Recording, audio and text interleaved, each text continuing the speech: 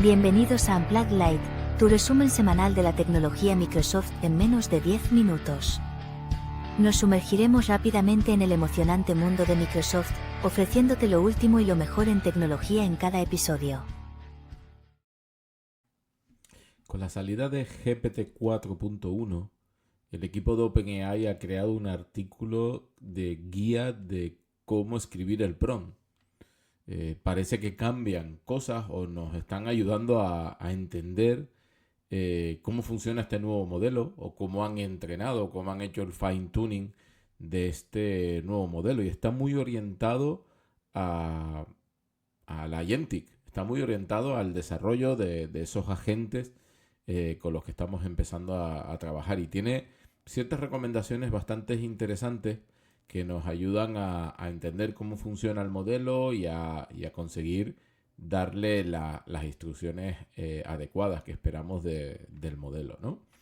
De salida el artículo pues habla de eso, ¿no? De cómo han mejorado con respecto a 4O esas capacidades de mejorar, de seguir las instrucciones, de entender ese contexto largo que tenemos ahora de 1 millón de tokens, y nos hace recomendaciones con diferentes aspectos, ¿no?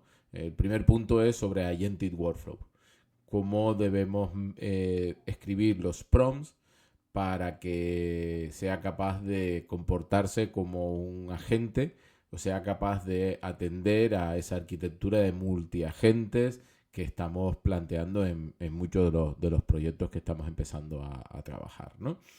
Y habla de primero asegurarte de que el modelo entiende ese multi-message turn, esa capacidad de iterar sobre sí mismo o iterar sobre el resto de agentes hasta que encuentre la respuesta. Y nos pone aquí un ejemplo, ¿no? De decir, oye, tú eres un agente, mantén la pregunta del usuario hasta que consigas resolverla, y después de resolverla pasa a tu turno al usuario, solo termina si tu turno te aseguras de que has resuelto el problema. O sea, nos ponen ejemplos de cómo hacer esto, ¿no? Incluso de cómo incluir ese tool calling, ese cómo llamar a los tools, a las herramientas, y nos añade otro ejemplo aquí, ¿no? De cómo hacer ese tool calling de forma adecuada. O incluso cómo ayudar a que planifique. Sabemos que no son un modelo de pensamiento, pero sí que son capaces de planificar. Lo íbamos haciendo de GPT-3.5, y nos pone aquí un ejemplo de cómo darle de forma explícita esa capacidad de planificar, ¿no? Dice, you must plan. Tú debes planificar extensamente antes de hacer una llamada a una función, y reflejar extensivamente la salida de las funciones anteriores. Do not do the entire process by making function call only. O sea, no haga solo eso con la function call. O sea, nos ayuda un poco a entender cómo tenemos que conseguir eso, ¿no? Si entramos un poquito más en detalle en la parte de tool calls, de las llamadas a las funciones, nos recomiendan también que no pongamos en la definición del prompt la definición de las funciones, sino que eso deberíamos de inyectárselo la funcionalidad que tiene la API de toda la parte de inyectar la función, ¿no? Que no hace falta que incluyamos. Sí que incluyamos ejemplos para ciertas funciones o ciertas tools que sean complejas y que a lo mejor con la descripción no es suficiente, y ahí nos recomienda meter ejemplos, pero que utilicemos la capacidad que tiene de entender el function calling, el modelo, ¿no? A través de la API. ¿Qué más?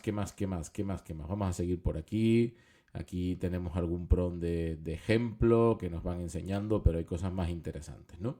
El siguiente punto nos habla del contexto largo. Sabéis que con GPT-4.1 hemos pasado a 1 millón de tokens en el contexto, y que esto está bien para parsear documentos estructurados, o para hacer un re-ranking, o para seleccionar cierta información o información relevante dentro de un contexto, dentro de un documento, e ignorar la que no es relevante. Pero hay que tener en cuenta esas actividades, ¿no? Por ejemplo, cuanto mayor sea el contexto, sabemos que peor rendimiento vamos a tener. Y eso es algo que tenemos que tener cuidado, porque sí que es muy bueno trabajando con un contexto largo y encontrando información dentro de ese contexto. Por ejemplo, una búsqueda, aquí lo pone del típico aguja en el pajar. Pero si ese contexto es muy, muy, muy grande o cuanto aumentemos el tamaño del contexto, esa búsqueda va a ser peor si estamos intentando encontrar uno o más agujas dentro de ese pajar, ¿no? Dentro de ese contexto grande nos recomienda que incluyamos, si lo vemos necesario, el conocimiento interno del modelo. Y esto es nuevo también, porque siempre hemos hablado que el modelo no es una enciclopedia, que no utilicemos el conocimiento del modelo para responder lo que el usuario necesita, y aquí nos dicen que intentemos mezclarlo, que incluso en las instrucciones, si solo queremos utilizar el modelo externo, el contexto interno, la información que nosotros le vamos a dar de conocimiento, se lo pongamos como estábamos poniéndoselo antes, y le digamos, oye, si no tienes la respuesta basada en el contexto, dile al usuario que no la conozco, ¿no? Y no respondas, no insistas. Y sin embargo nos dan un prompt que no hemos utilizado, que siempre hemos obviado porque no hemos utilizado el conocimiento, y aquí nos ayudan o nos invitan a utilizar el conocimiento interno del modelo, que le dice, oye, por defecto, utiliza la información del contexto externo para responder a la pregunta del usuario. Pero si no lo encuentras, utiliza tu conocimiento para dar una respuesta con confianza. Y esto es nuevo, con lo que tener en cuenta ese caso de uso que estábamos ignorando. Luego también habla de cómo organizar el contexto y cómo organizar el prompt, ¿no? Y lo que dice es que repitamos las instrucciones. Si tenemos en instrucciones un contexto muy largo y no le volvemos a poner las instrucciones debajo, el modelo va a olvidar muchas cosas, ¿no? Como cualquier persona a la que le vamos poniendo mucha información en la memoria. La primera parte, pues posiblemente la tenga muy difusa y no la vaya a recordar. Y si tenemos problemas de tamaño de contexto, es preferible ponerle las instrucciones al final, después del contexto, con lo que también tenerlo en cuenta para los contextos largos. En cuanto al Chain of Thought, a lo que es esa capacidad que le metemos a los modelos que no son de razonamiento a que intenten razonar, ¿no? Nos dan ejemplos de cómo hacer ese Chain of Thought, de cómo escribir ese prompt, enfocándonos siempre en que el modelo analice de forma metódica y que considere la información relevante del modelo, del contexto, perdón, y empieza aquí a darnos alguna serie de tips y ejemplos de cómo deberíamos de darle ese chain of thought, o cómo deberíamos de escribir ese chain of thought. Luego, en la parte de instruction following, que esto es algo que han reforzado mucho en este modelo, ¿no? Parece que han mejorado mucho para que sea capaz de seguir nuestras instrucciones paso por paso y que no se las salte, como pasaba en modelos anteriores. Y parece que este responde bien a las reglas, pero sí que hay unas recomendaciones, ¿no? Empieza siempre con un response rule o con una instruction de alto nivel. Luego empieza a hacer un uso mucho más específico en cada una de las tareas. Incluso da frases de ejemplo de cómo queremos que responda.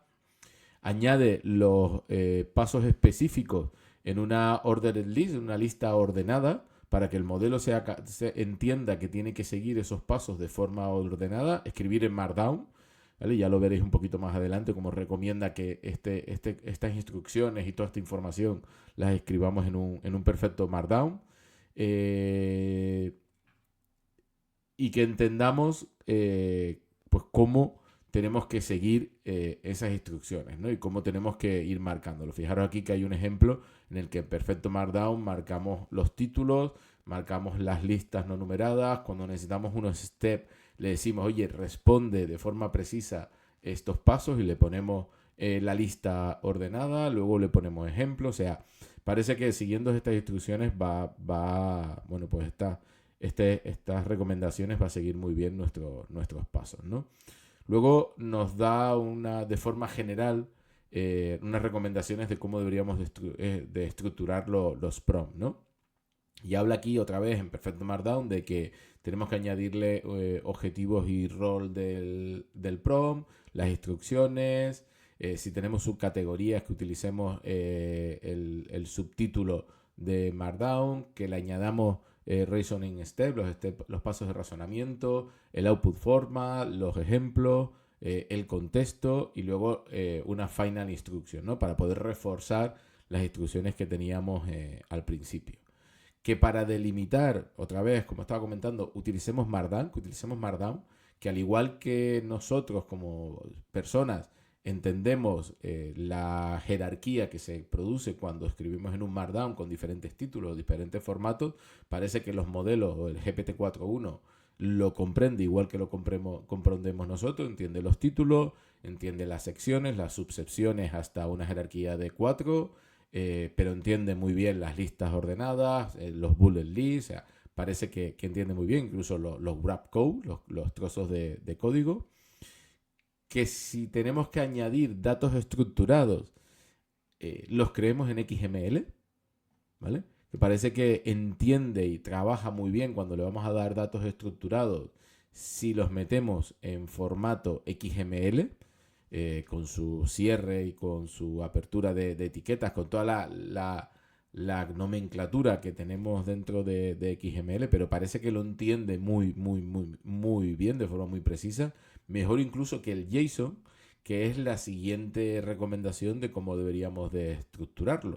O sea, si el XML se convierte en algo muy manejable o muy grande, la recomendación es pasa a JSON, que va a mejorar el rendimiento. Pero la guía dice, escribe en Markdown los datos estructurados en XML, y si no, pues pasa a JSON, que va a empeorar un poquito el rendimiento con respecto al XML, pero sí que vamos a mejorar porque el tamaño del contexto va a ser menor, ¿no? Porque al final sabemos que el XML va a ser mayor y vamos a tener peor contexto, ¿vale? Interesante las recomendaciones, interesante los tips de cómo darle instrucciones, los tips de cómo manejar ese contexto nuevo que tenemos de 1 millón de tokens, algo que es un reto, porque yo creo que no tenemos que dejar de hacer RAG, no tenemos que dejar de optimizar nuestros prompts, nuestro contexto para que no sea enorme, pero sí que nos podemos relajar un poquito, ¿no? Ese problema que siempre habíamos tenido de, pues al final tenemos un contexto muy pequeño y no podemos poner mucha información del RAG, pues yo creo que no podemos irnos a 500.000 tokens o a 1 millón de tokens, porque yo creo que el modelo rendiría muy mal. Pero sí que nos podemos relajar e ir a lo mejor a 100.000 o a 200.000 y ver qué tal funciona, porque yo creo que vamos a mejorar y no vamos a tener tantos problemas en el RAG o en el proceso de búsqueda, que es donde estamos teniendo ahora mismo bastantes problemas a nivel de proyecto. Listo, recomiendo leeros la guía en detalle, yo os he dado los tips por encima, pero bueno, entrar un poco en las recomendaciones si vais a empezar a utilizar GPT 4.1. Gracias por sintonizar Unplugged Lite. No olvides seguirnos en tus plataformas de podcast favoritas para no perderte ningún episodio. Hasta la próxima.